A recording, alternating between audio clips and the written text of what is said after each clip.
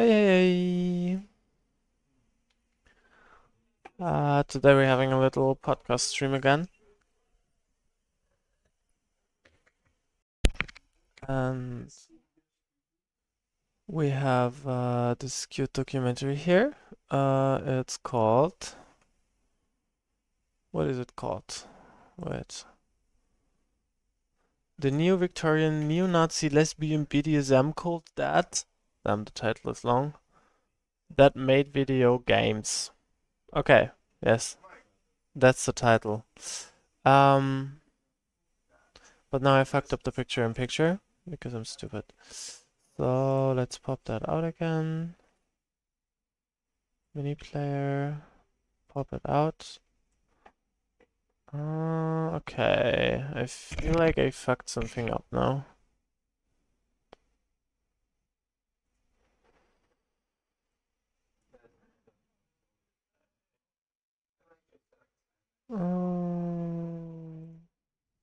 Okay, now it works again. Now it works again. Okay, I'll just have it small here and we can listen look dark, but I will turn off the music.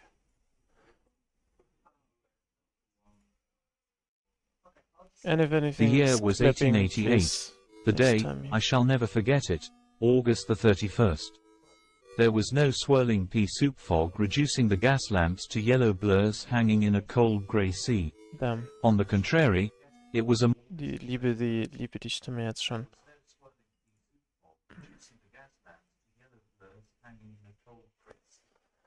Hi, Bierstübe. Welcome back. mild night following an exceptionally warm evening. It had been a splendid summer, and seemed set for a pleasant autumn. If anything, these conditions increased, rather than diminished, the horror of the events that followed. Certainly they left me all the more unprepared, as if one could ever be prepared for such vile and unnatural evil. So begins the first video game to ever get a UK 18 plus rating, akin to today's M rating in the US. 1987's Jack the Ripper for the ZX Spectrum. As far as I know, the game itself was entirely text-based and didn't actually have any audio, so I threw that together with a text-to-speech synthesizer and some royalty-free, ominous 8-bit music. Every paragraph ends with the narrator saying, "What was I to do?" And then you type in what you want to do. You have to get the wording 100% correct for it to do anything. It was basically an electronic choose-your-own-adventure book. Considering that the game was entirely text-based, there wasn't a lot in it that really demanded an 18+ rating. It didn't have any strong language, and sure, it was about Jack the Ripper, but there was no on-screen violence because, again, it was entirely text-based. There were movies with a lot more taboo stuff that had a much lower rating. Everyone involved in rating Jack the Ripper admits that the 18+ rating was just an attempt to drum up controversy and use it as a marketing tool. Look at how transgressive and envelope-pushing this game is. Don't you want to play it? I bet you do. That's mostly how the gaming community remembers Jack the Ripper. Less well remembered is how goddamn weird the game is. Surprisingly for a game about Jack the Ripper, the plot isn't really about uncovering Jack's identity. Instead, the resolution involves the narrator physically going into the soul of one of Jack's victims, ending up in a dreamscape random events plot that would make Joel G. proud, and eventually wielding the power of the victim's pure and innocent femininity to defeat Jack the Ripper. You know, as you do in M-rated video games. The world was pink and gentle. Sunlight filtered gently from a pink sky, and everything was pervaded with a subtle scent of roses. Rivers flowed with sweet milk, and every living thing seemed young and unafraid, as if it were newborn into a world of unconditional love. I knew that I was somehow within the very soul of Lady Maybank, walking, as it were, amid the essence of her feminine soul, encompassed by the flowers of her purity. Rivers of milk? Ew. But seriously, this game actually sounds really good. These days, I'm into all sorts of trippy internet ephemera that's more or less like this. Stuff that's simultaneously super nerdy and yet weirdly emotional. If I grew up in the 80s with no internet and most video games just collections of pulsing dots, I'm sure I would vibe with this game. I don't know if it ever had a small but devoted cult following in its heyday, but I would have started one.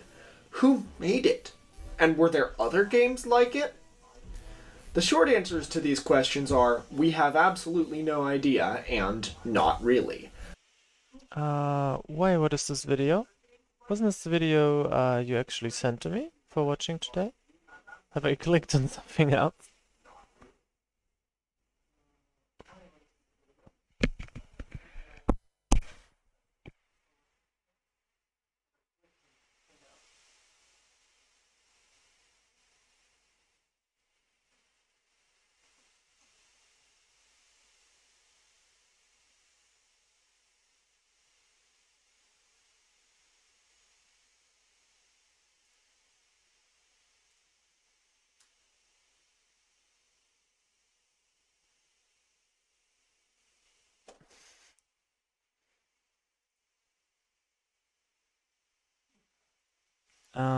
Okay, yeah, let's check if it's the right one.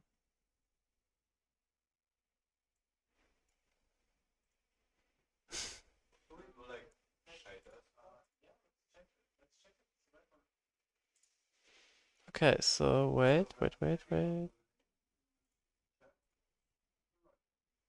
Yeah, so it's alright, right? It's about a video game then. The long answer is, I'm your host, Tor Parsons, this is my co-host, Jollibee the Durian, and welcome to Tor's Cabinet of Curiosities.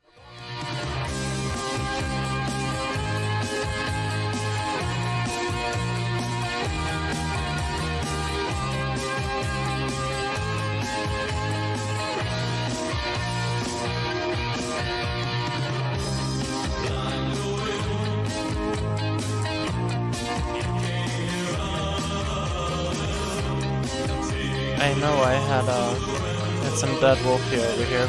Last time I shot him. I think he was over there.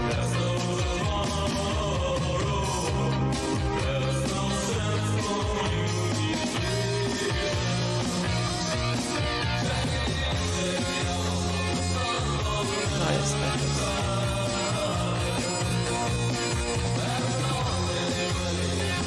Still 5 tasty kilos. Life freeze. So the developer of the 1987 Jack the Ripper game was listed as St. Bride's School, which I don't know if you might have noticed, it's a rather unlikely name for a video game developer. Weirder still was the fact that it was headquartered in a rural Irish village called Burtonport. Sure, Ireland is the Silicon Valley of Europe now. There are video game developers based in Ireland now. But in 1987, Ireland was poorer than Slovenia. Chances are the average Irish village in 1987 didn't have a single computer, let alone a video game company producing unusual and interesting games. What other games did St. Bride's School have up their sleeve? What is that sound? Well, in 1986 they put out Bugsy, a tale of a 1920s mobster rabbit who rises through the ranks of the Chicago mob, all while speaking in a strange dialect that sounds like an Irish attempt at sounding like an American film noir gangster. The final boss is, naturally, Al Capone. The same year, they put out a game called The Very Big Cave Adventure, which was a pun-filled parody of Colossal Cave Adventure, a hugely influential text-adventure game created way back in 1977. So, if they were winking at Colossal Cave Adventure, that suggests the folks at St. Bride's had a fairly detailed knowledge of video game history and were pretty dialed into the emerging game design scene. 1985 saw The Snow Queen, based on the same Hans Christian Andersen story that Disney would later make Frozen out of, and a few other strange games were released across the 80s. But the first known game ever released by St. Bride's School was one simply called The Secret of St. Bride's, a mystery set at a boarding school where everyone seems to believe they're in the Victorian era. Okay, well, that explains the name of the company. They named themselves after the first game so that people would know their later games came from the same people. You know, so that people go, oh, those people, I like their stuff. No, definitely not. It's way more complicated than that. I want you to listen to the opening narration of The Secret of St. Bride's and really take it to heart. Today you've a mystery to solve. Last night you arrived at St. Bride's. The mistresses and girls really believe they are in an old-style boarding school. You even wonder if you're not a bit mad to think you're from the 1980s. You want to find out what's going on while you still can. Your adventure starts here. And so does ours. Because almost everything in the game, The Secret of St. Bride's, was true of the real-life St. Bride's school. It was, supposedly, an all-girls boarding school in a grand old manor on a one-street seaside Irish village. People in Burtonport would see the faculty of St. Bride's going around town in bonnets, bustles, and sweeping Victorian dresses. They would speak in an antique literary form of English. They would clop down the street in clogs in the middle of the night. Townsfolk remember the same women at St. Bride's giving different names depending on who they were talking to. And they made video games. In one of the many surreal anecdotes about encounters with St. Bride's, an electrician recalls being called on to fix their Commodore 64 computer. It seemed to be the only electric thing in the whole house. The inside of the house was dark, with women going around holding candles out in front of them. Aside from the computer, the only other source of entertainment was a wind-up gramophone, a very early type of record player. A woman calling herself the headmistress, who some people remember being named Mariana, and others remember being named Bridget, told the electrician that apart from the computer, quote, "we live in the dark ages." And it seemed that, in general, this was how the ladies of St. Bride's wanted to be known. Not as visionary game designers, but as people who rejected the modern world entirely. Two women from St. Bride's appeared on Ireland's version of The Late Late Show in 1988, in their crinolines and petticoats. So wait. Is it now just a game, or is it a story about people making a game, and now we have some gossip about them, or what's going on? I feel like I got kind of lost at some point.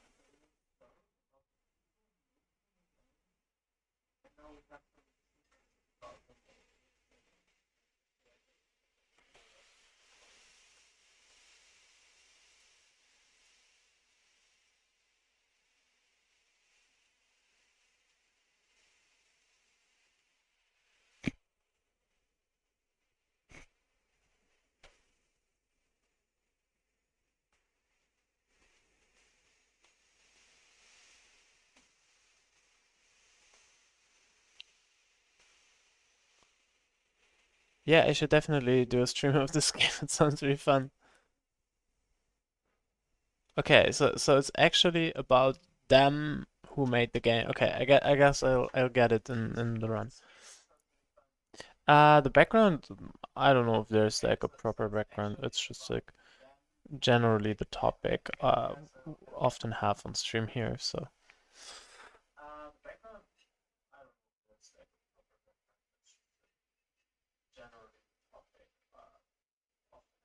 Can you play in actually play in what? The game properly.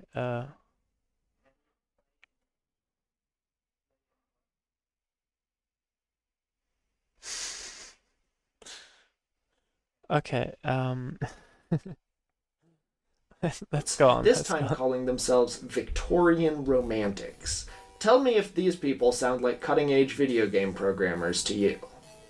Now, Miss Tyrrell was born in London to a family of teachers, educated in English. This is Miss Tyrrell here at Oxford, and herself taught kindergarten for many years before chucking it all in order to move to Ireland to live what she considers a better way of life. She is the mistress of the house.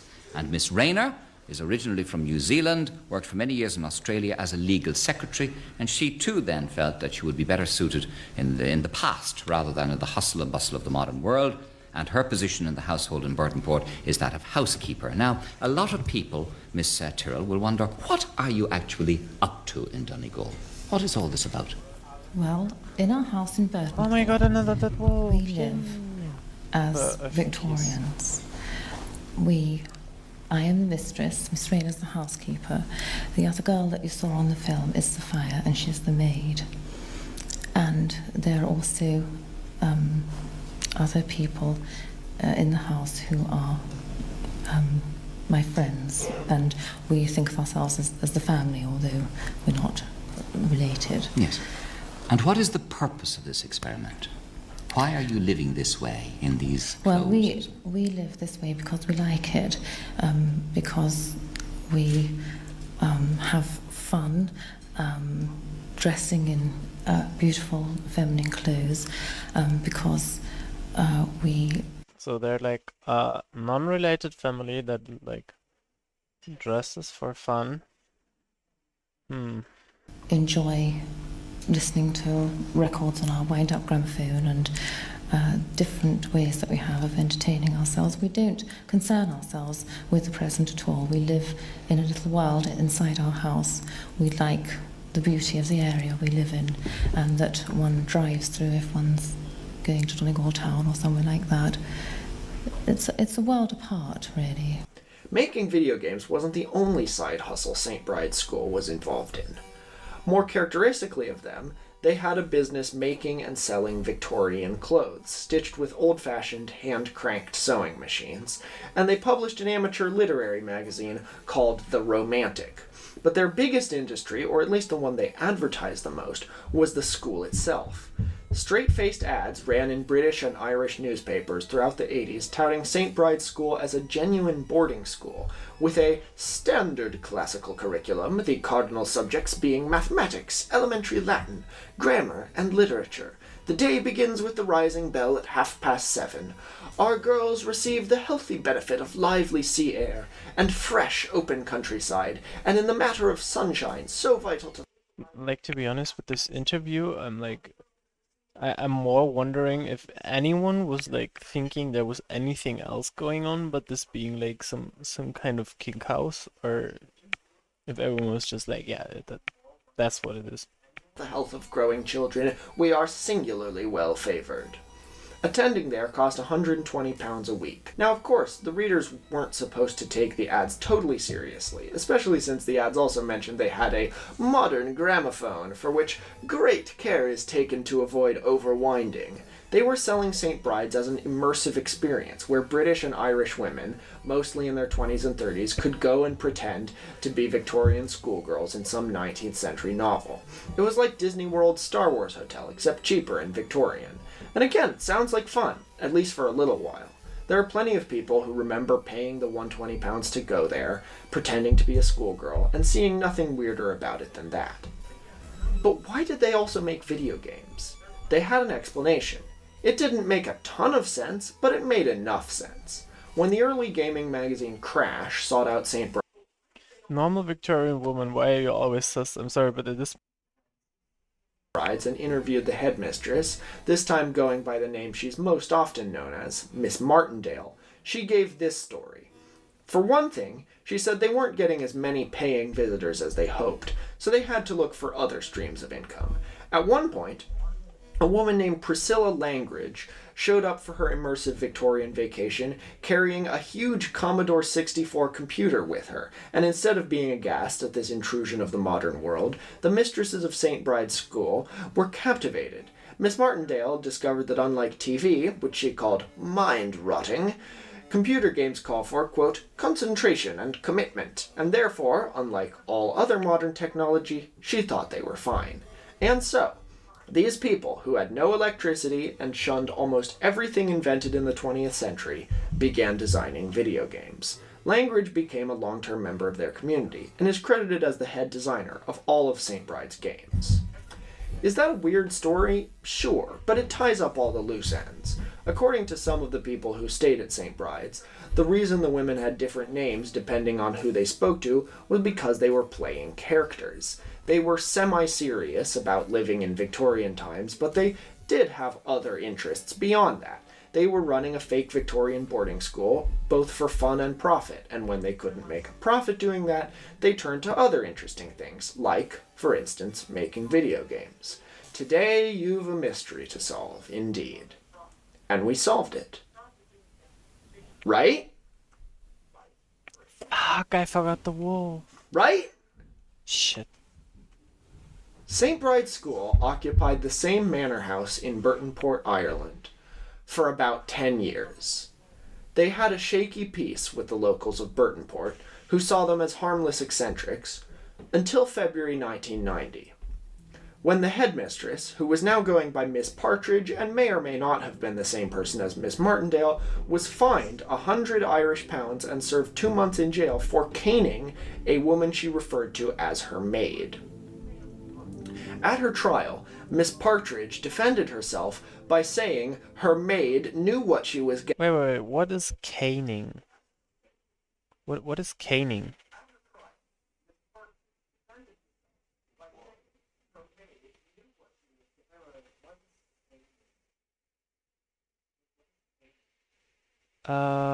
Can you change the lighting in the game? I can't change it that much, sadly.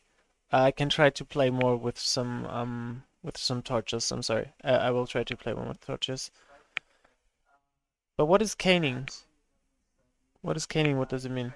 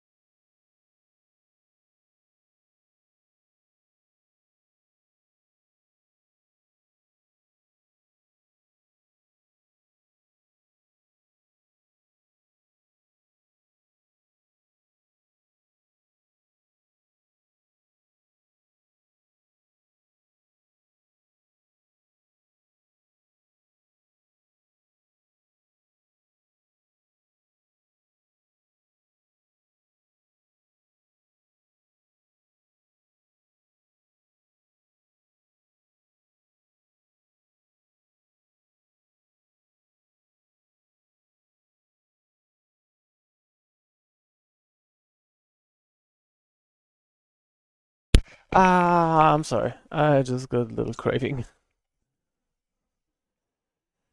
Tiny little craving. Okay, so do we know now what caning is?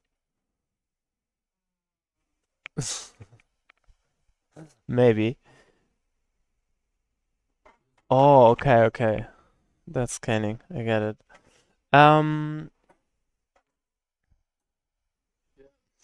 Yeah, I'll play with more torches on. Okay. Getting into and had signed a contract that specified corporal punishment was okay. Around then, ads for St. Brides began to turn up in other places, not just in mainstream newspapers like the Sunday Times, but in adult magazines. Here they offered a different service. For £75, both men and women could be, quote, disciplined. Was the real secret of St. Brides something way kinkier? The press really ate up this discovery. The chaste Victorian boarding school that women supposedly went to just to relive their innocent childhood dreams was actually something a lot more scandalous. And looking back at the details of the school, people began to wonder why they didn't see this before. They referred to women as maids. In a 1984 interview with Woman Spirit, a lesbian feminist magazine published in Oregon, I only refer one to woman men as from maids. St. Bride said that, quote, some maids like to tell others what to do, and some maids like to be told what to do. A photographer who was invited into St. Bride's to take photos of their video games alleges that in the house's dark maze of halls, he saw a padded rubber room, which he was quickly ushered past and never got mentioned again. When the women of St. Bride's left Burtonport in 1992 after their house was repossessed, they cast off all doubt about being a fetish outfit. The former owners, retaking the house, found whips, handcuffs, and BDSM magazines in the house, all of which St. Bride's had been selling by mail order under various other names. By then, Miss Partridge / Miss Martindale and co. had decamped to Oxford, where a curious Sunday Telegraph reporter paid to get punished, for research purposes only, I'm sure. In 1995, Miss Martindale / Miss Partridge released a book called The Female Disciplinary Manual and publicized it with a press tour in which she spoke about the necessity of corporal punishment. But clearly this wasn't the whole story either, because all the kinky stuff went alongside the neo-Victorian stuff. One doesn't explain the other, rather this just adds a whole separate third dimension to St. Bride's. Before, they were a neo-Victorian immersive experience destination that also made video games. Now, there are still all those things, and are also kinky lesbian dominatrixes. Adding this bizarre new twist doesn't actually clear anything up. The video games may have deliberately stoked controversy to sell, but they definitely didn't have anything adult in them.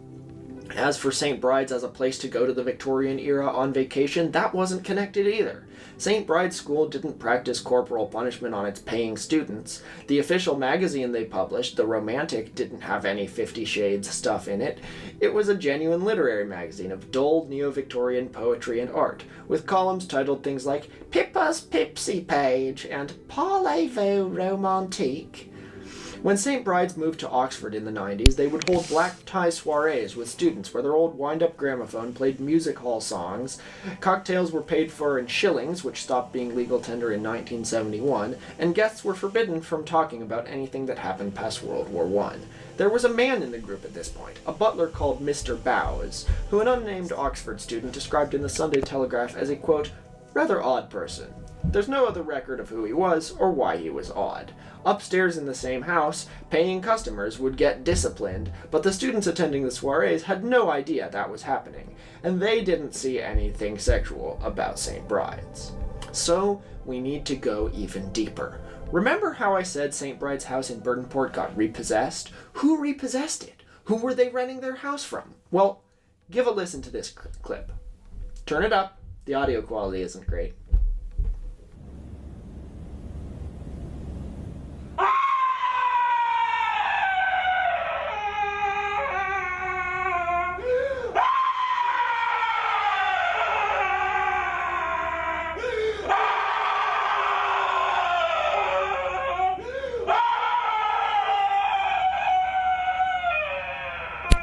Very relatable. This clip of a guy screaming is from an art piece called Danger Music 17 by Dick Higgins, performed live at the Australian Institute of Music in 2011. There's an introduction to it too, which does not consist of screaming, here. In Danger Music number 17, Higgins sets out to see just how much expression he can cram into a minimal unit. Okay, what's up? Like set up this keyboard so it's like, well, like you have to like select each section and choose the color for each section, and then you can make it triangle. I already want to see what looks like. That's rainbow.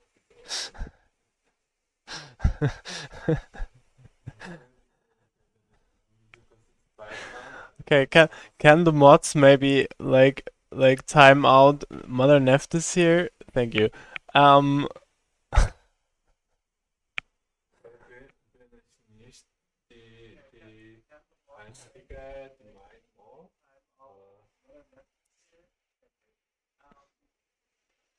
Okay, scheiße. Ich weiß nicht. Kein Bock. Nächste Sprecher.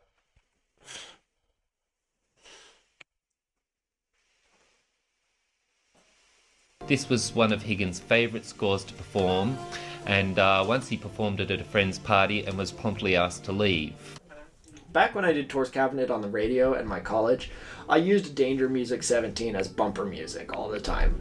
It was one of my favorite running gags. Now, Dick Higgins didn't invent the idea of screaming a lot to release your emotions. You could, in fact, make a religion out of that.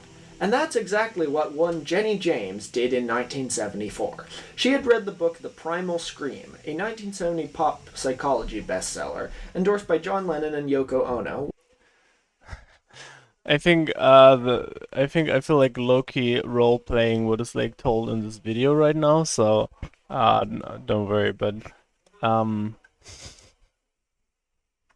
I'll pause less. Which asserted, I promise. amid a lot of weird Freudian shit, that we can watch the everyone documentary. has repressed childhood trauma and you have to scream it out. Today, Primal Scream Therapy is best remembered for being a pretty good band name, but it was a real fad in the early 70s, and nobody took it quite as seriously as Jenny James. She bought an old manor house in Burtonport, Ireland, and started a commune called Atlantis. Some called it a cult, based around the practice of primal screaming. It was the same house that would later become St. Bride's School. Locals didn't take too kindly to these screaming hippies in their midst, and when outsiders visited Burtonport, the locals soon had to explain that all the screaming is in fact not a cause for concern, it's just annoying.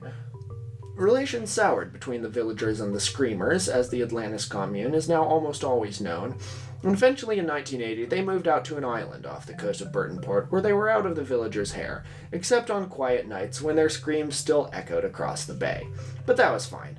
It just gave Burtonport a fun goth atmosphere, I guess. And then it got all the more goth when weird young women who seemed to believe they lived in the Victorian era showed up in the Screamers' old house. Burtonport couldn't catch a break. Local news reported that Burtonport had gone from harboring one cult to another, and the villagers assumed that there had to be some connection between the Screamers and St. Bride's.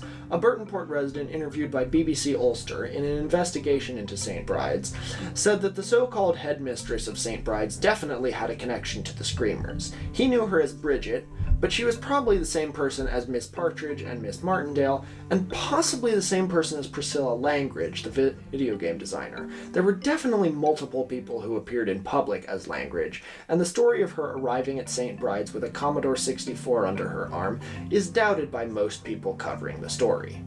Whether or not St. Bride's originally had ties to the Screamers eventually fell into conflict with St. Bride's and repossessed the house, which they still owned. According to several Burtonport residents, there was a days-long standoff between the Screamers and the ladies of St. Bride's in 1992, which ended with two of the Screamers entering through the window and St. Bride's being driven out, disappearing off to who knows where, before they resurfaced about a year later in Oxford. We do know this: St. Bride's didn't evolve organically out of the Screamers.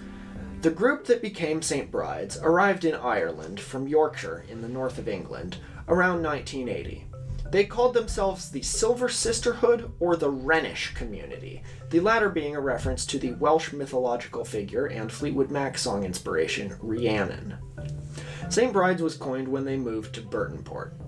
The first serious report on the Silver Sisterhood comes from 1982, where the Irish national broadcaster RTE made a mini documentary on them. This is before anyone even suspected them of being into kinky stuff, before they started releasing video games, and before they started selling all-inclusive vacations at their fake Victorian boarding school, and the clip paints a very different picture of them. According to this mini-doc, they really were a cult, albeit not a very threatening one. They were a matriarchal society that grew all their own food, made their own musical instruments, and generally lived a simple hippie commune lifestyle of drum circles and worship of the mother goddess. Sounds like the average monastery to me. The second wave feminist idea of a mother goddess went way beyond just this niche community. It was common among feminists of the time and was based on an actual historical theory that pre-agricultural people had been peaceful and matriarchal, worshipping a single goddess associated with nature, fertility, and femininity, before men overthrew the mother goddess and replaced her with a violent, sex-obsessed patriarchy. The theory has mostly fallen out of favor today, but it makes sense why feminists in that era of feminism would have been a fan of it. The aforementioned Oregon magazine Woman Spirit, which did an elaborate article on St. Bride's and the Silver Sisterhood in 1984, was one of the main promoters of the neo-pagan goddess movement. So, now we see... Okay, just a second. I have a fucking bow now! I fucked up snare. But I have a fucking bow! Oh my god. With one arrow. What could go wrong? Seem to have four wildly different images of who St. Bride's School were and what they did. You can group them by whatever four-quadrant way of viewing the world you'd like. Earth, they were mother goddess worshippers. Air, they were groundbreaking video game designers. Fire, they lived like people in the Victorian era. And water, they were a kinky S&M fandom thing. I actually don't know how I would link that one to water. It's just the one left over. Maybe you could say, yeah, I'm gonna do this like J-Reg. It's a political compass. Left libertarian, they were mother goddess worshippers. Right libertarian, they were tech people. Left authoritarian, they were lesbian dominatrixes. And right authoritarian, they were neo-Victorians. but there's an avatar or a forward party or whatever that ties this increasingly tortured metaphor together. There is an explanation for all four of these ideas coexisting in one cult-like group. Before they arrived in Ireland, and before they had a commune in Yorkshire, the film journalist Owen Williams claims, in one of the deepest dives anyone's taken into the world of St. Brides, he claims the Silver Sisterhood began as a, quote, sapphically inclined student group at Lady Margaret Hall, a women's college at Oxford. Or maybe they weren't students, but they just lived in Oxford, nobody's sure. Either way, bit by bit, the leaders of the group began to develop a complex philosophy built around a fantasy world called Aristasia, from the Greek word for best. Aristasia had no men, but two genders, both of them feminine. Chelani, or blondes, who were submissive childbearers, and Melini, or brunettes, who were in charge. The real world was known as Telluria, and was considered to be in a state of decline. The social upheaval of the 60s was nicknamed the Eclipse, which put the world into an apocalyptic state called the Pit. Modern-day Britain was called the Yeek. The early Silver Sisterhood was simultaneously sapphic and neo-Victorian, socially progressive and socially conservative. In other words, they invented the whole 2010s dark academia aesthetic, and made a religion out of it. Weird as that may sound, there's a word for this kind of Sounds thing. cute. A paracosm. You probably have personal experience with paracosms. When you were little, being maybe 10 to 12 years old seems to be the peak of this kind of thing. Did you and your friends create an entire detailed fictional world? Was it all you talked about for months or years? Did you have specific set roles for yourselves in this other world? Did you write piles and piles of stories set there? Maybe even attempting to create a language or multiple languages? You did, right? Or at least you know someone who did. That's a paracosm. And unfortunately, you probably lost interest in it as you became a teenager. Your parents might have saved all your maps and flags and handwritten notes, and now they're gathering dust somewhere in your attic. Maybe you still have your same... Hunt a bear. I'm sorry if you missed the last episode. I hunted a bear, and it just disappeared. I have no fucking idea where it went, but I will look for it, because now I have my bow, and now I can leave here finally. And I'll look for this fucking bear. Friends from that era, but you don't talk about that now. That's cringe. You don't want to remember it. But to paraphrase Randall Munroe, when adults complain that you're not working at your full potential, don't take it too hard. They complain way more when you do. Paracosms can be forgotten, or they can turn into best-selling fantasy novels later down the line, but they can also turn into maladaptive daydreaming. If a paracosm arises between multiple people as a response to stress in their real lives, it can take over. It can become their real world. Peter Jackson may have created the best on-screen treatment of a paracosm, and it's not the Lord of the Rings movies, even though Middle-earth did begin as a paracosm created by J.R.R. Tolkien in order to create societies that spoke his constructed languages.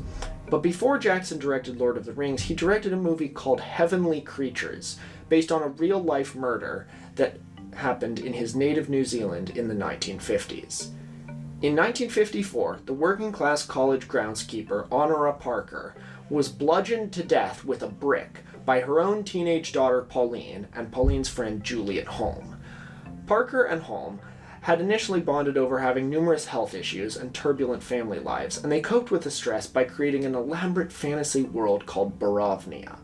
As their real lives took turns for the worse, Barovnia became a religion. Parker and Holm began to believe that they would go there when they died. And when Holm's parents got concerned that the girls were bad influences on each other, and planned to send Holm to live with her relatives in South Africa, Parker decided that she had to go to South Africa too. But there was no way her mom would let her, so her mom had to be taken out of the picture. These were smart, precocious teenage girls, driven to the point of committing murder, because their fantasy had overtaken reality. So now it's not too hard to picture how the Silver Sisterhood got started.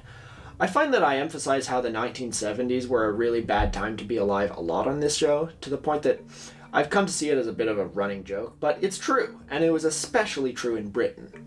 There were nationwide strikes that caused shortages of staple foods and regular blackouts. Inflation was twice as high as it ever got in 2022 in America. The Prime Minister himself, James Callaghan, told reporters that if he was a young man, he would emigrate. Now imagine that against this background, you're a young, bright lesbian. You're smart enough to get into Oxford, but you can't reveal your sexual orientation to anybody. It would be a pretty miserable, isolating life. And all of a sudden, at Oxford, you meet this group of strange women who understand you, and who want to tell you about this mythical lesbian utopia they've created, Aristasia. They tell you that society is collapsing in the real world, and it certainly feels that way to you. Looking back from the late 70s, thinking of the chaos at the time, the 2 world wars and the Great Depression between them, it certainly seems like Britain has been in decline since the Victorian era, but of course you couldn't be openly gay in the Victorian era. But you can in Aristasia. Of course you would allow that world to take over always your real night? life. It's how all cults start. Find a sad, downtrodden victim and tell them there's a solution to their suffering, only I don't think anyone in the Silver Sisterhood was doing it in a con artist, we're gonna start a cult and they're gonna worship me sense. I think they created Aristasia together, as a paracosm. So, even though the Sisterhood worshipped the Victorian era, or at least their romanticized vision of it, they weren't totally against technology. Once they started St. Bride's School to make money off their neo-Victorian homestead and guests started arriving, they had to make sure everything was period accurate, but they also saw in computers potential for further escape from the real world. There's a website in the web archive called the Encyclopedia Aristasiana, which includes a glossary of Aristasian terms, one of which is electrospace, defined as the Aristasian portion of the internet. There was an Aristasian embassy in Second Life. St. Bride's wasn't against modern technology, they were just against modern society. They lived according to Victorian morals, except for all the kinky lesbian sex presumably, but more than anything, they wanted to escape from the real world into Aristasia, however they could. Most of the video games developed by St. Bride's School have strong female main characters, and remember how the Jack the Ripper game ends up in a magical feminine fantasy world. But their obsession with the decline of British society brought the Silver Sisterhood uncomfortable bedfellows.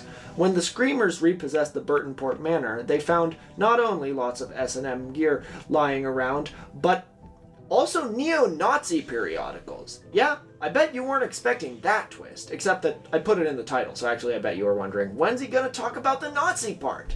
Apparently, Miss Martindale, who probably was the same person all along, unlike most of the other Silver Sisters, she had been corresponding for 2 years with John Tyndall, the leader of the white supremacist neo-fascist British National Party. In the letters, Tyndall expressed admiration for the way the Sisterhood wanted to isolate itself from the modern multicultural world. He said that he was, quote, spiritually with one foot in the 19th century and the other perhaps in the 17th and 18th. The Silver Sisterhood was also involved in a rather less explosive, but also traditionalist political movement. Miss Martindale was one of the public faces of the cleverly named Don't Give an Inch campaign in the 1990s, which sought to reverse Britain's shift to the metric system. Okay, if she wasn't actually like texting with Nazis, I would kind of expect that, because I know enough people who have some kind of copy of Mein Kampf or read it or whatever, so I don't know, but okay, if she was texting with them, it's something else, I guess. Some former St. Bride's residents have spoken up about the Nazi ties, saying that if Miss Martindale was involved in something like this, they certainly didn't know about it, and they certainly wouldn't have supported it, but others disagree. One person who claims to have known the Sisterhood when they were in Oxford in the 90s says that everyone in the area knew they had fascist sympathies. It's hard to imagine a bunch of lesbian feminist separatists, which is really what they were, being all chummy with neo-Nazis, but on the other hand, they did have a rose-tinted nostalgia for the peak of the British Empire. Either way, it shows that they sank deeper into their paracosm than they should have. And then what? What became of the Silver Sisterhood? There's still a lot we don't know. The Screamers, who were always a much easier to understand hippie commune cult, sold the house in Burtonport in the 80s and headed off to Colombia, where some of them were killed by that country's rural leftist militias, and the rest are still there today. They also began to talk a lot about, quote, sexual freedom for children, so maybe they weren't great folks either. Whether they ever had ties to the Silver Sisterhood beyond just renting that house to them is unknown. And yes, the sisterhood was active on the internet once that was launched. Someone had to be there to build an Aristasian embassy in Second Life. There's the aforementioned Encyclopedia Aristasiana that was still up until 2012 and was last edited in 2011 by someone with the username Miss Serena. Who's she? And there's a website that's still up called daughtersofshiningharmony.com that seems to promote all the same ideas the Silver Sisterhood believed in, although I'm not sure this site is still being maintained. But someone's paying to keep it up. Who? Miss Martindale eventually resurfaced, seemingly out of weird lesbian cult stuff for good. Under a different name, she moved to America, married the late John Gillerman, director of 1974's The Towering Inferno and the first King Kong remake, becoming Mary Gillerman, a wealthy and respected marriage counselor for celebrities in Los Angeles. She also put on a one-woman play in 2019 titled, I'm not making this up, From Crazy to Sane, or Am I? Her true name, age, and origin before the 1970s are still completely unknown. There were, presumably, at least into the 2010s and maybe still today, people who believed in Aristasia. And ultimately, despite all this, I'm not sure we have a real explanation for why they made video games about branching caves and rabbits that were Chicago mobsters. In the words of Owen Williams, some things about St. Bride's and the Silver Sisterhood will remain. A riddle wrapped in a crinoline inside an enigma.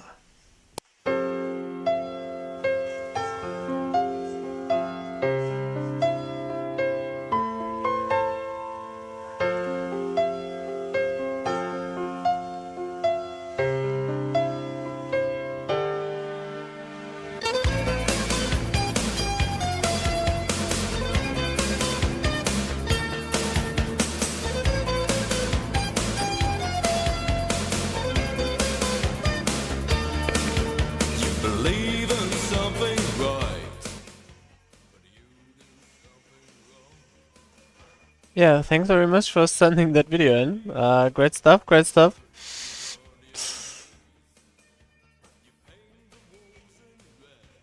Definitely fitting to last time's Nazi satanic cult stuff.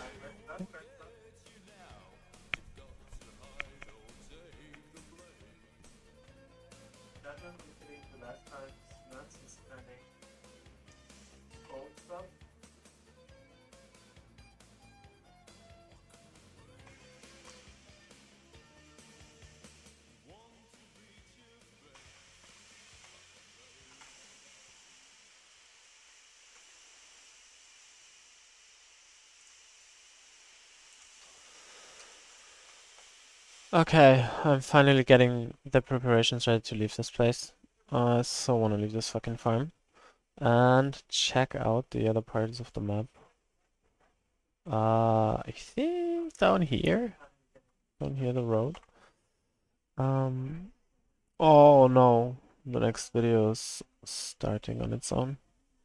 No.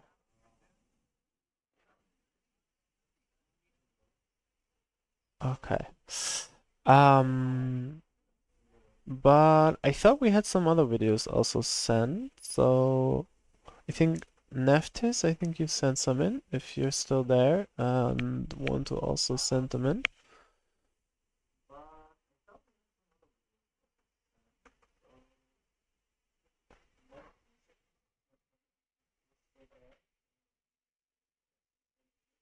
Okay, so we have like one video, a contemporary German lesbian death cult, and AI Discord cult.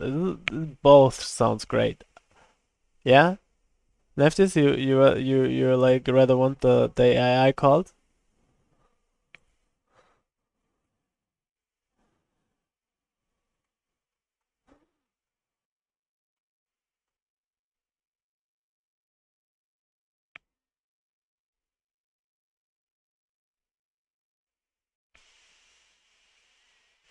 Let's go for the AI cult. Let's switch it up a bit. We had like good amount of lesbian content now.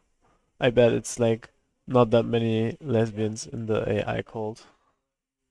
Except it's all trannies. Um,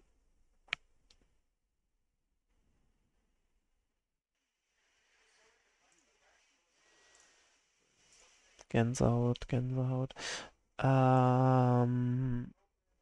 Okay, I think it should be visible. Yes, okay.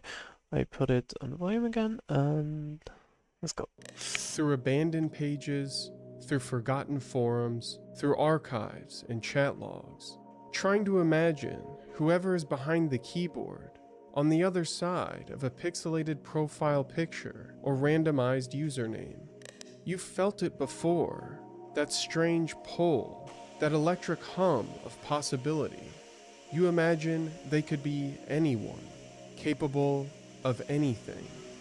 Before the murders, before the disappearances, Jack LaSoda was just another username that most people ignored until they couldn't. LaSoda transitioned into a woman and took the username Ziz. It wasn't a new alias, it was a severance, a reinvention. She had shed her old self like a molting snake, erasing the past and stepping into something else. And that's when the murders started. LaSoda drifted through the Bay Area, bouncing from job to job, house to house.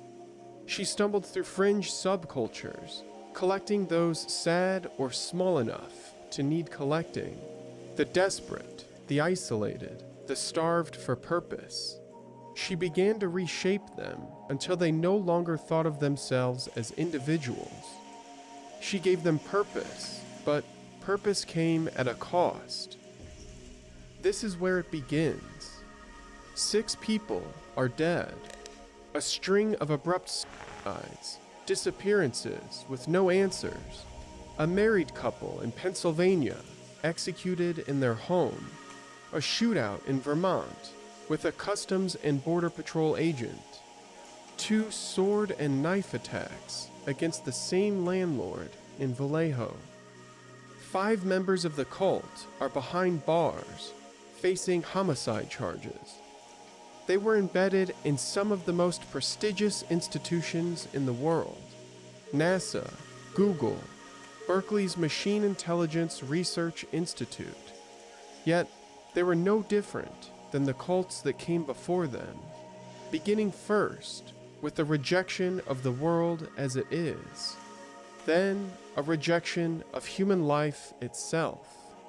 We've seen it before, a conviction that offering souls to the darkness might be the only escape, a faith that human sacrifice is the only ticket to the stars, a belief in a leader too divine to die or decay. They thrived on whispers, secrecy, rituals hidden in the dark. That's where the Zizians differed. They started the way so many things do now: a name on an internet forum, a user posting into the void. And you imagine they could be anyone, capable of anything. And you would be right.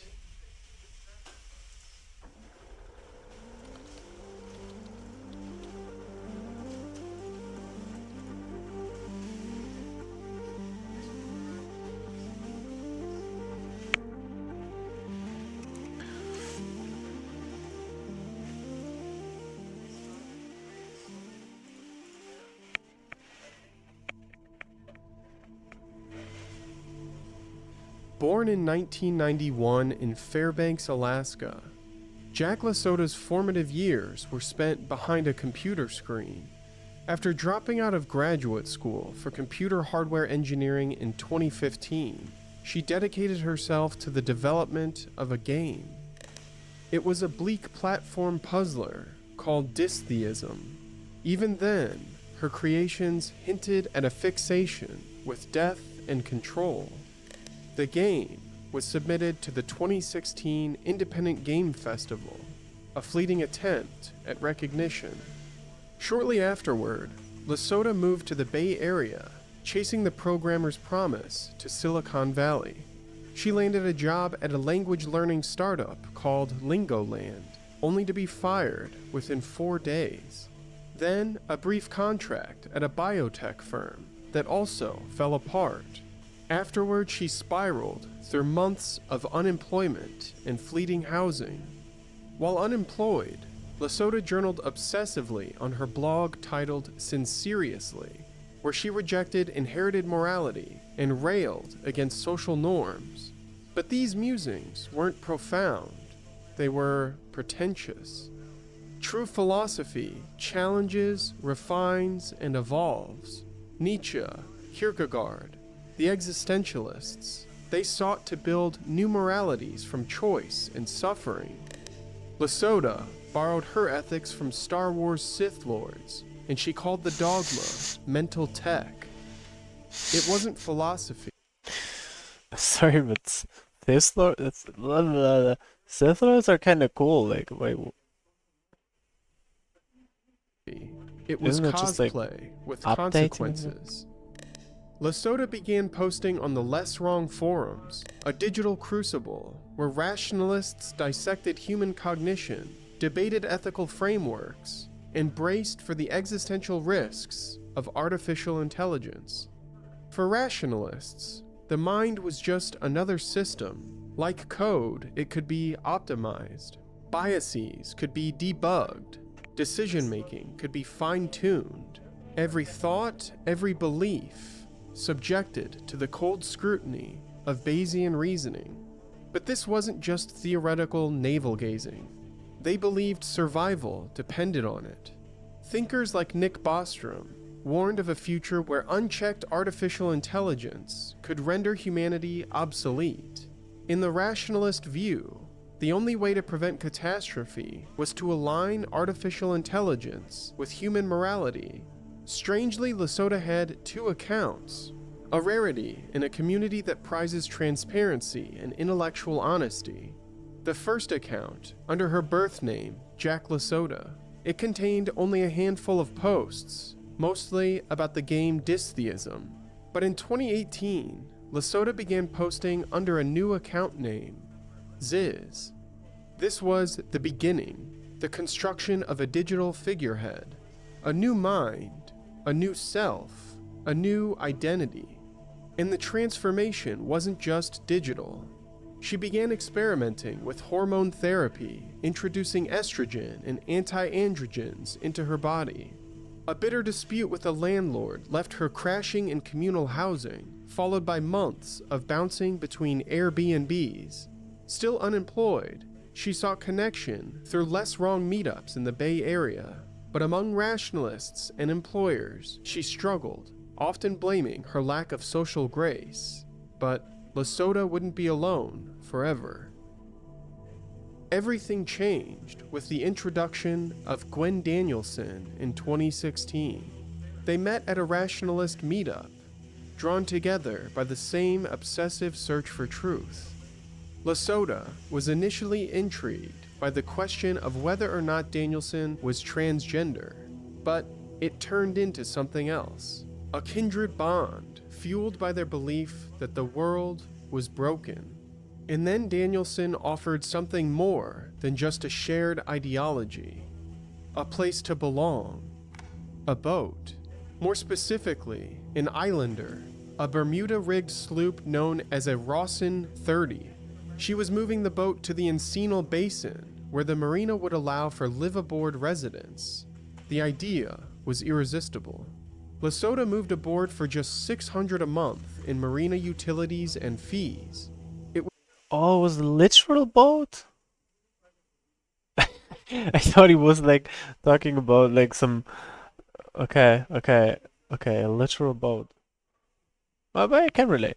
I also was thinking about like living on a boat for a while, like a while ago. It was cheaper than anywhere on land, but space was tight. 8 feet wide, 20 feet long.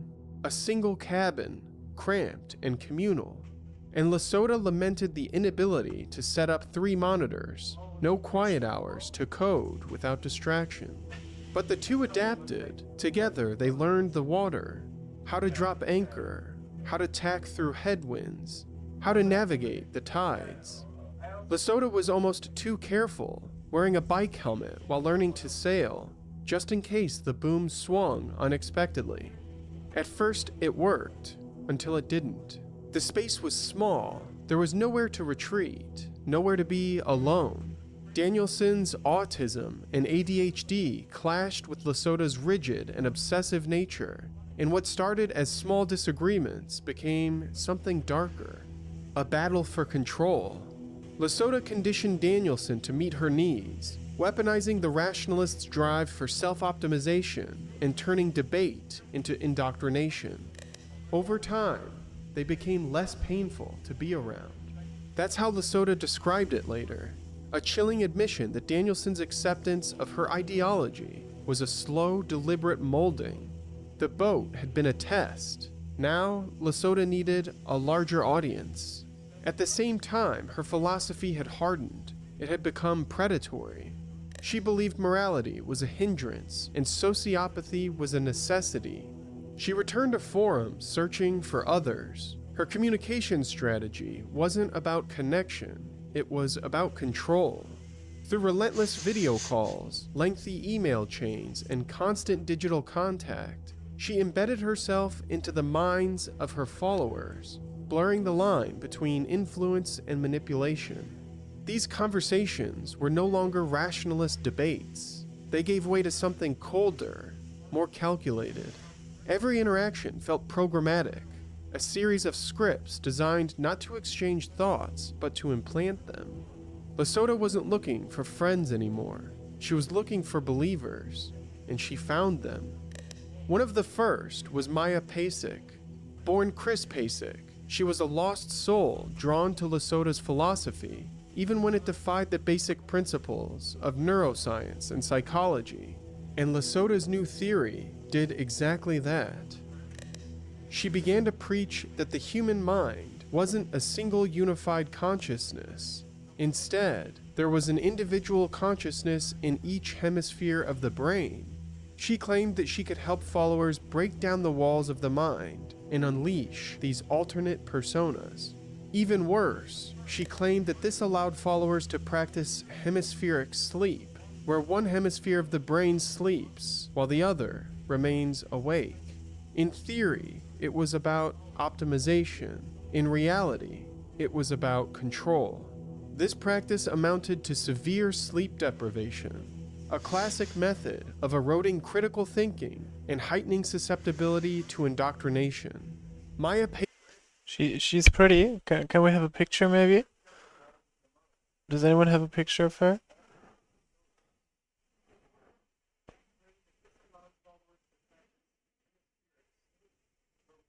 Pasek became the first casualty of Lesota's mental engineering. She adopted hemispheric sleep, and it quickly eroded her mental defenses.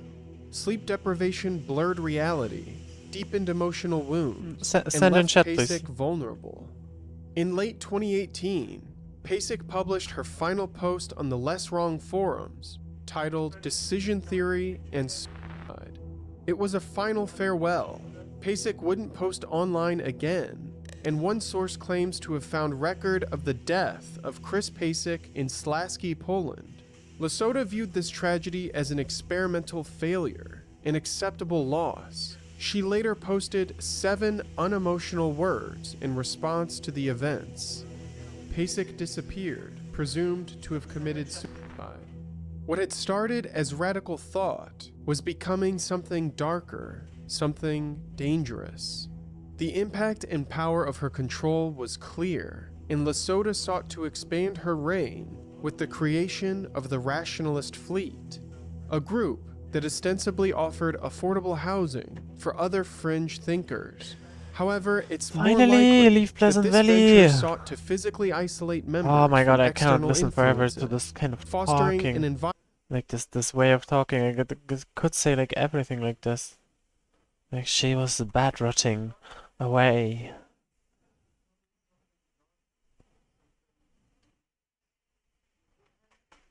Okay, we have a picture maybe?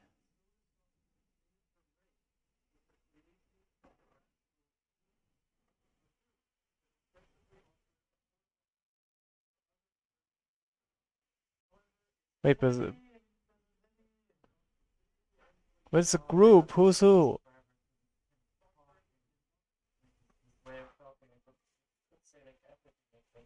Okay, I don't know who's who. I don't know who's who like this. Environment where Lesoto's control could intensify unchecked. In 2017, she sought to purchase the Caleb, a 94-foot World War II-era tugboat located in Ketchikan, Alaska. The vessel was reasonably priced, so Lesota and Danielson assembled a crew to navigate the Caleb approximately 1,500 miles down the Pacific coast to the San Francisco Bay Area. They made it to Pillar Point Harbor, but the problem started almost immediately. The Caleb was unstable. It dragged anchor, drifting unpredictably. The vessel struck an unoccupied mooring ball, and other boat owners reported the vessel, worried for their safety. But Lesota didn't care. She had her experiment. The group lived on the ship for several years. They even befriended Curtis Lind, a connection that would later turn deadly. In 2021, Lesota sold her stake in the Caleb, and by 2022, the crew abandoned it entirely. On May 27, 2022, the Caleb partially sank in the outer harbor, where it remains to this day. A rusting corpse of a failed dream, another piece of wreckage in the wake of the Zizians. The San Mateo County Harbor District has declared it abandoned property. Removal costs are estimated at $2 million. And Lesota, she was already moving on to something much worse. Before abandoning the Caleb, the group had become something else, the Zizian cult. Lesota had left the rationalist movement behind, but she didn't discard its principles. She dismantled. Okay, we have another picture.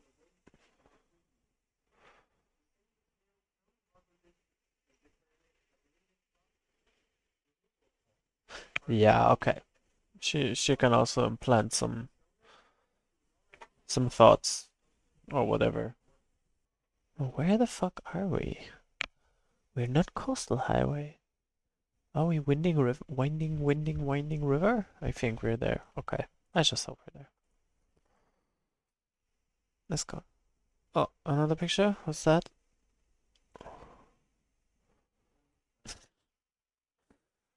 Is it like the coroner's shot or what's that?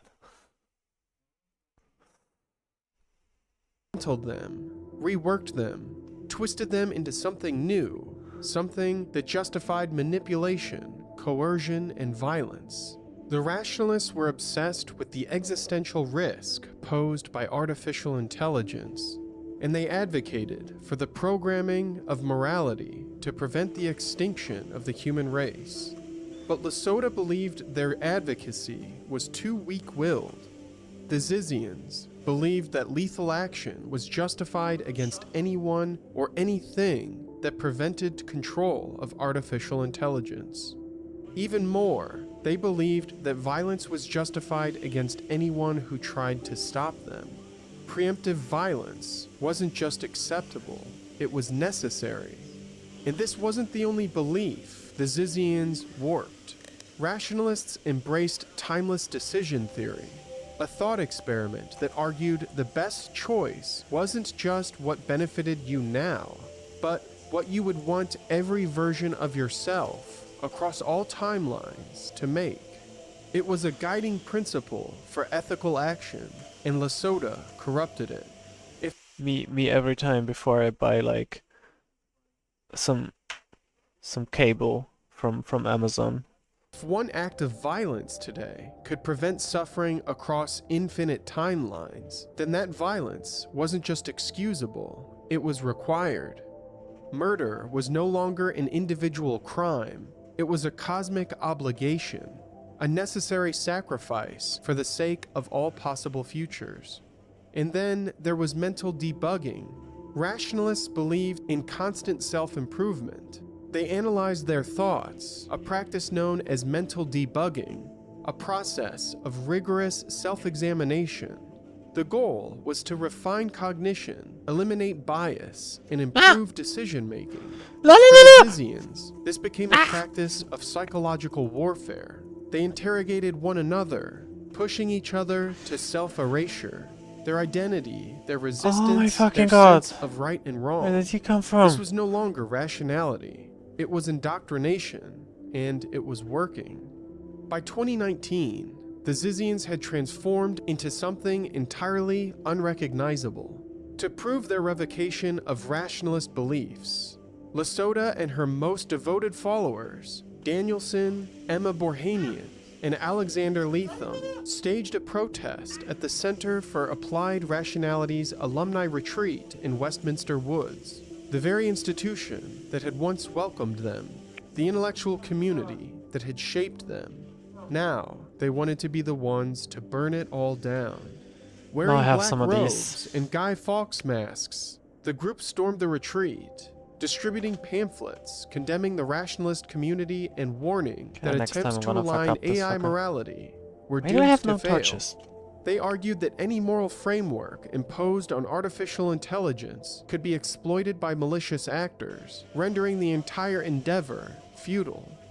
The rationalists were wasting their time, and if they refused to see that, they were part of the problem. Witnesses later recalled the moment panic took over. One of the Zizians appeared to be armed. Within minutes, the Sonoma County Sheriff's Office and SWAT teams took the group into custody, finding pepper spray, body cameras, and walkie-talkies. Damn. No Pepper guns, spray. no explosives. Lasota and the others refused to cooperate. They were charged with trespassing, resisting arrest, and child endangerment due to minors being trapped inside the venue. These charges were later reduced to misdemeanors. However, Lasota and Danielson alleged that police abused them while they were in custody. The rationalist community turned on the group. Fearful of their extremism and potential for violence, they created a website dedicated to warning others about the Zizians. Tragically, for Jay Winterford, it wasn't enough. Another impressionable and isolated follower, buckling beneath the unendurable mix of sleep deprivation, personal deconstruction, and dark philosophy Walkie-talkies is from the wild. Zizians.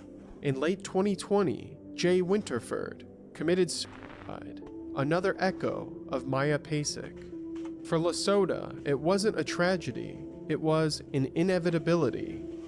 After abandoning the Caleb, the Zizians drifted. They needed land, shelter, and privacy. That's when they turned to Curtis Lind, the boater they had befriended back in Pillar Point Harbor. Oh, what was that? Lind had recently sold his boat and moved to a trailer yard in Vallejo, California.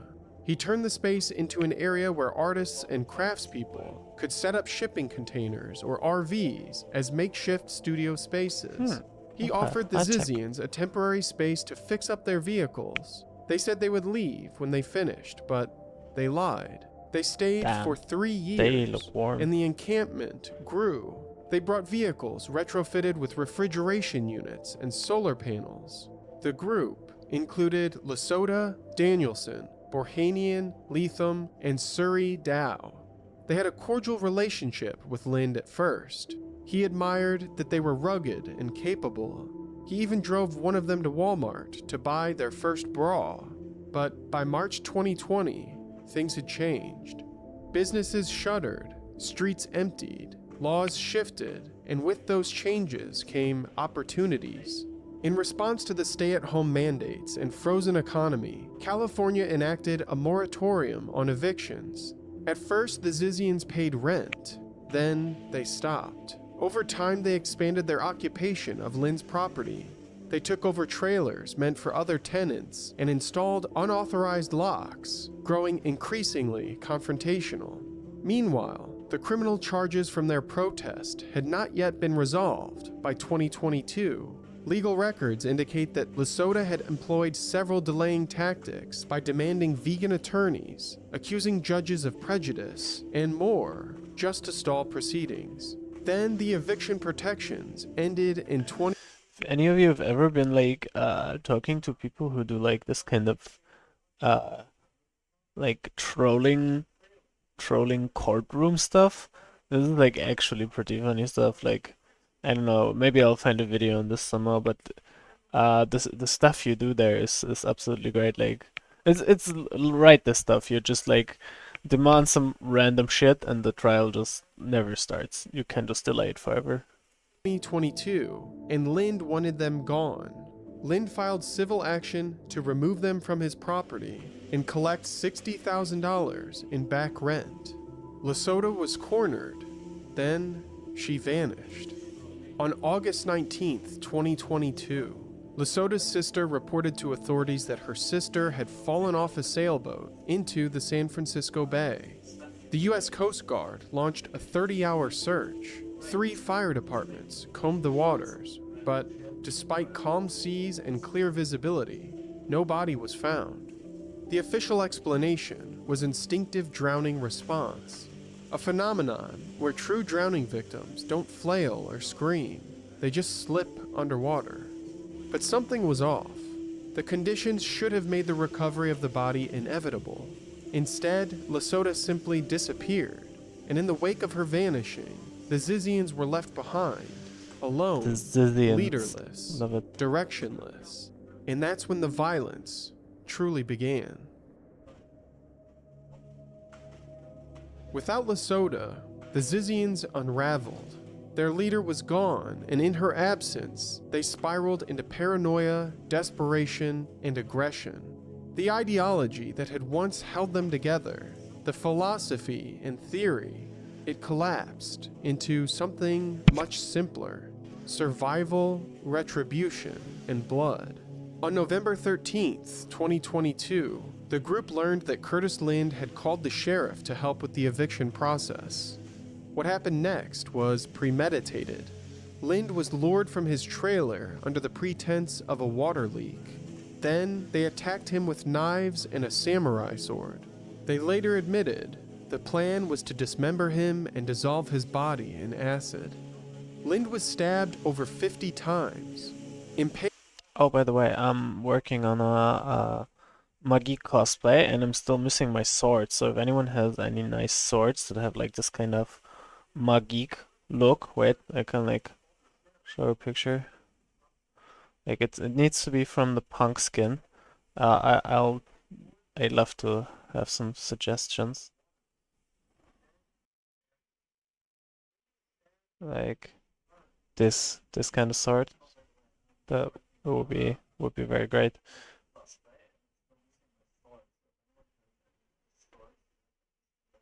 Nailed through the chest with a samurai sword. He lost his right eye in the struggle, but he was armed and he fought back. He drew his weapon and fired on his attackers, injuring Alexander Latham and killing Emma Borhanian. Her story may have ended in violence, but it didn't start that way. Born in South Carolina in 1991, she was recognized early on for her exceptional intelligence. She was diagnosed with Asperger's at a young age, and by 6th grade she had turned to programming. As a teenager, she was already scrutinizing Google's code base, identifying errors, collecting monetary rewards from the tech giant. It was an obsession, a skill that propelled her to the Bay Area in 2013, where she secured a position at Google, first as an apprentice, then as a full-fledged programmer. She was brilliant, but restless. At 21, she transitioned to female, navigating the complexities of her identity alongside the pressures of Silicon Valley. Over time, she grew disillusioned. She saw Google as corrupt and artificial intelligence as a threat. Then, she found the Zizians. And once she entered that world, she Sorry, I never have to left. laugh every time I hear the Borhanian had been at Zizians. the Westminster Woods protest in 2019. She had been there when the Zizians stormed the retreat. By 2022, she was living at the Vallejo encampment, fully immersed in the cult. The neighbors whispered about the compound. The group exhibited bizarre behavior, like walking around nude, talking to themselves, and wearing gas masks. Then, after Lesotho vanished into the San Francisco Bay, Serious. the group fractured, and for Borhanian, that fracture was fatal. Curtis Lind survived the altercation. So did Alexander Latham, who was immediately taken into custody. The other Zizians were arrested on site after a brief standoff. All three were charged with attempted murder, conspiracy, and assault with a deadly weapon. Borhanian's death was ruled as a justifiable homicide. Once again, the Zizians turned the legal process into a spectacle. They leveled allegations of police brutality. The public was beginning to see them for what they had become, a dangerous cult, a network of radicals willing to kill. And despite the arrests, the story was far from over, because the Zizians weren't just fighting in court. They were still out there, and soon the violence would spread. Maximilian Snyder had every advantage. Born into academic privilege in Kirkland, Washington, Snyder excelled early. He graduated from a prestigious high school, earned a position as a National Merit Scholarship semi-finalist, and attended the University of Oxford in 2020 to study computer science and philosophy with a fixation on artificial general intelligence. Snyder was the perfect target for the Zizians. He was immersed in rationalism and artificial intelligence, and he was vulnerable due to social isolation. Then in 2022, Snyder reconnected with an old classmate, Teresa Youngblood, a familiar face from his past, a reconnection with a former high school classmate. Oh my By god, November a picnic 2024, Snyder and Youngblood were married. It wasn't just a relationship, it was an ideological merger. Yet Youngblood relocated to North Carolina to live with another Zizian member. Forensic analysis of conversations between the married couple revealed a shared obsession with Lasota's writings. It suggested mutual radicalization through curated content exchange, but it hardly explained what came next. The Zizians were scheduled to go on trial in April 2025 for the attack on Curtis Lind. Lind would be the prosecution's key witness, but he never made it to trial. On January 17th, 2025, months before he was scheduled to testify, Curtis Lind was found dead outside his I really Vallejo have to property. revoke He had some been mod executed status in here. broad daylight. Witnesses and surveillance footage portrayed a man dressed in all black. Then, when Lind emerged from his home, the man put him in a chokehold, stabbed him multiple times, and cut his throat. It was premeditated. The killer knew where to wait and when to strike. Someone had been watching, studying, and within just over a week, investigators had a name. Through a combination of digital forensics, ideological linkages, and interjurisdictional coordination, investigators identified Snyder as the perpetrator. They recovered tactical gear matching witness descriptions from Snyder's residence, including a black beanie and knife sheath. Cell tower data placed Snyder's phone near the Lemon Street property in the time frame of the attack. Snyder was arrested in Redding, California. Not again. As of Why is he February instantly here? 2025, he awaits trial in Solano County without bail, facing a potential death sentence. And his wife was already behind bars, indicted on federal firearms charges related to an earlier murder. Because this wasn't just one killing. It was part of a chain reaction, and the worst was still to come. Teresa Youngblood didn't have to end up where she did. She had a privileged background, a stable family, and a future carved for academic excellence. She attended Lakeside School, an elite private high school in Washington State, the same school that produced Bill Gates. Like Maximilian Snyder, she was scholastically driven but socially withdrawn. Oh, she no, was no, no, no, no. fixated on Oh my computer fucking god. science, veganism, and artificial intelligence. She enrolled at the University of Washington, pursuing a degree Can he in not computer die? science. Oh my god, I'm And she blowing the rekindled a whole friendship fucking run like with this. her high school Do I have a stim classmate, pack? Snyder. No, He wasn't the one no, that led her to the Zizians. no, That was Ophelia no. Bockholt. Bockholt was a German mathematician, Oh, fuck my a life. top-tier quantitative trader who was making nearly $500,000 in New York City. Bockholt was transitioning from male to female. Despite her accomplishments and seeming success, she chose to walk away from her life entirely Was I even on in the... November 2023. Okay, right. She departed from Was I even on remotely on the right path?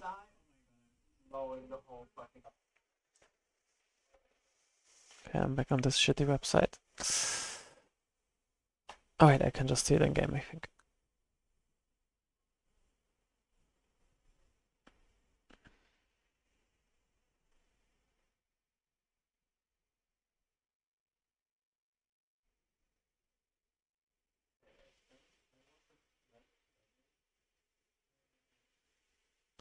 Oh, okay, so the areas are kind of smaller than what is shown here because I entered an area which just was like winding river, or is it from the add-on? I'm confused. But I thought I would be able to go from here to here. Yeah. Anyway, okay.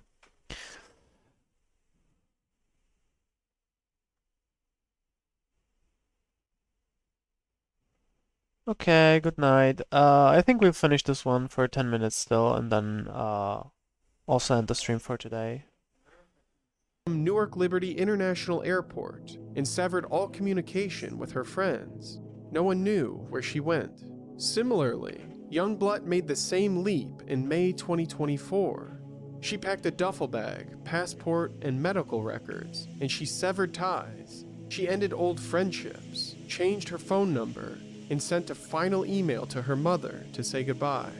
Her parents discovered her journal, filled with ciphered text and accounts that she had been experimenting with psychedelic drugs. They reported her missing, and in a sense, she was. She had been erased.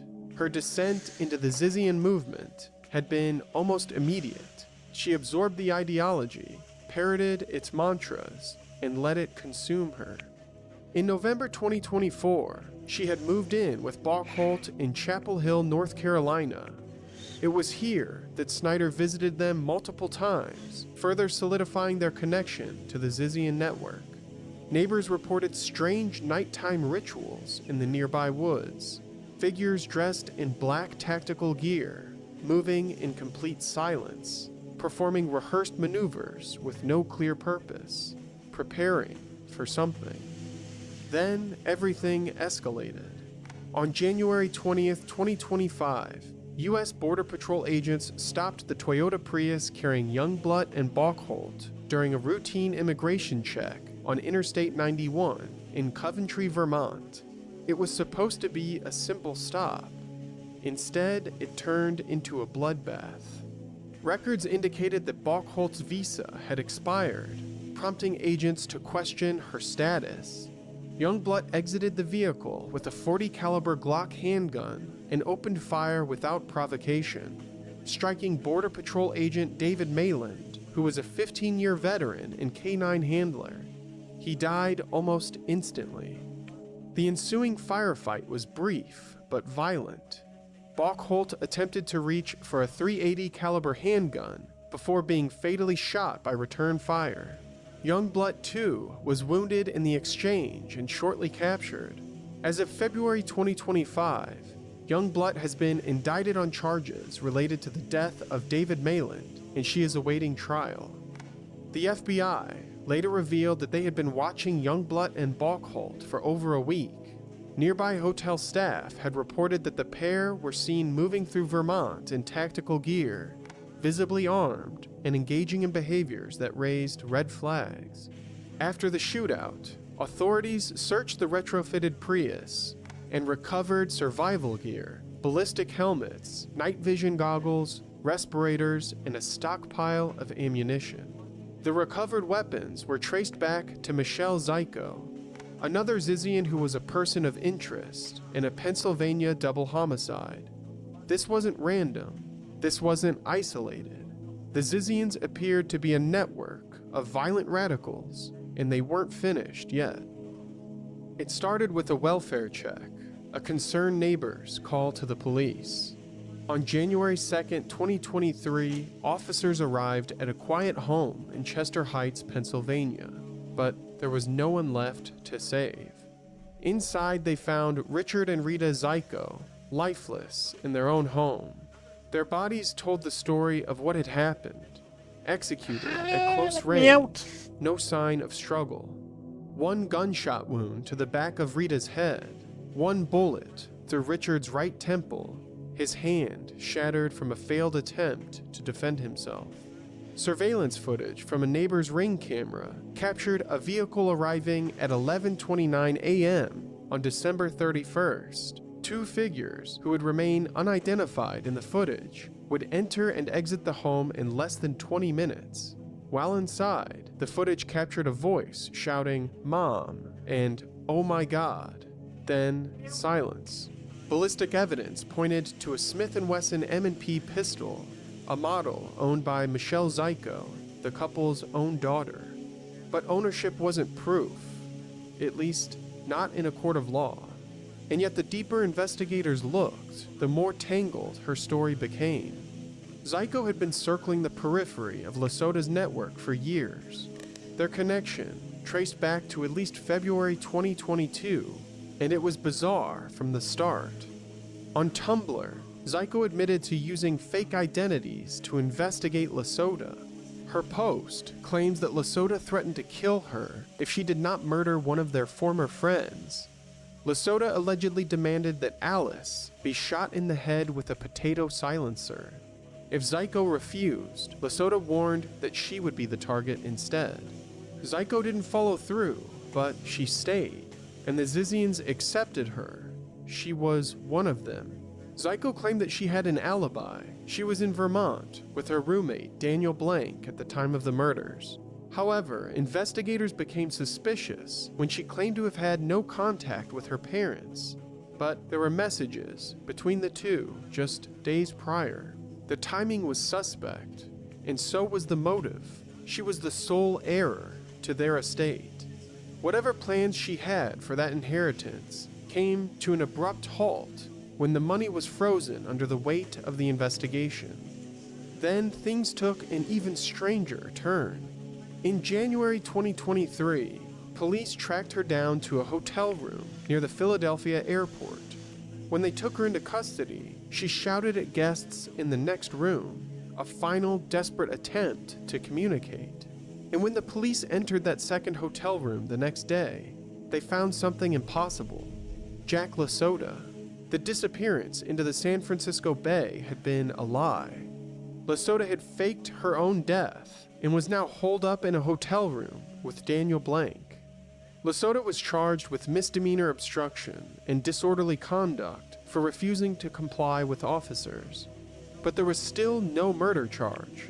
Zyko denied everything, and she avoided any charges. She surfaced again in January 2025. Allegedly, the weapons used in the Vermont shootout, the Glock and .380 caliber handgun, were traced back to her, the same guns that killed U.S. Border Patrol agent David Mayland. By that time, Zyko was already on the run. On February 16, 2025, a quiet plot of land in Frostburg, Maryland, a town not known for much beyond its proximity to the Allegheny Mountains. It was there that a local property owner noticed something was off. Three figures in all black tactical clothing with two box trucks attempted to camp on his property. Maryland State Police arrived on the scene. What they found wasn't a group of harmless transients. It was Lesota, Zyko, and Blank. While securing the scene, police discovered a rifle, a loaded Sig Sauer P365, and another handgun concealed on Zyko. She resisted detainment, and they subdued her. Lesota didn't resist.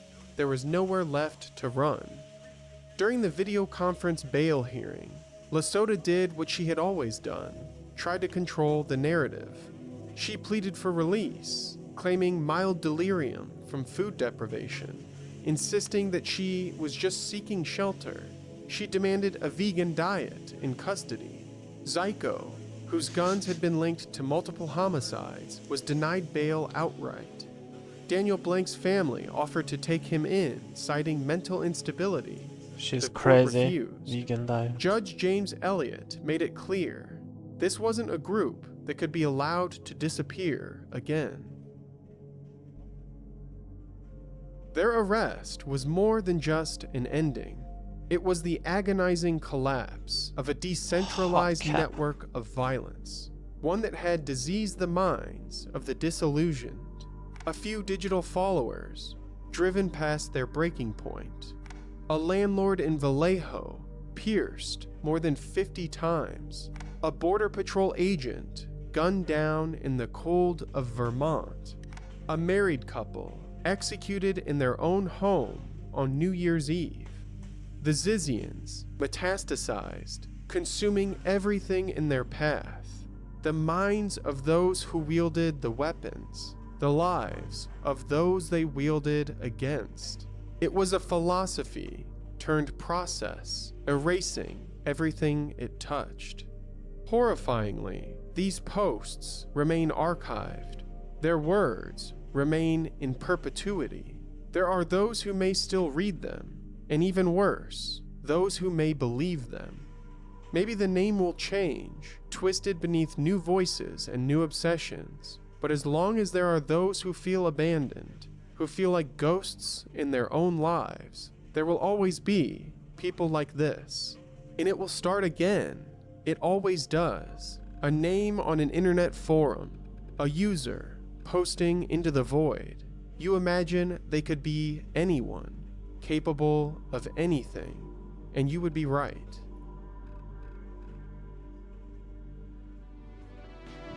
Wow. Wow.